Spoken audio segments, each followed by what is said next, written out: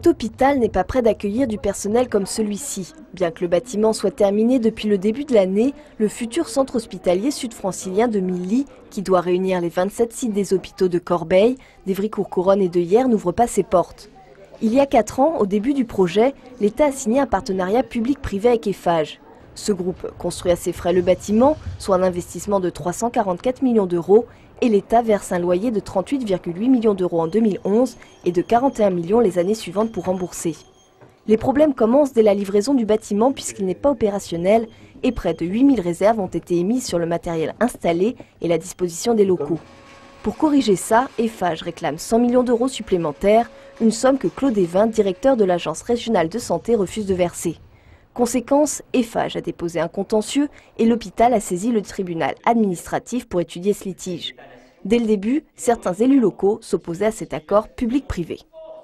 Je suis profondément attaché au service public et nous allons tout faire pour faire revenir l'hôpital pleinement dans le service public. Parce qu'à l'évidence, et j'avais à l'époque déjà voté contre le partenariat public-privé, ça ne correspond pas à ce qu'il faut pour un hôpital, ça coûte cher et en plus l'hôpital public perd au fond le contrôle des aménagements de l'hôpital.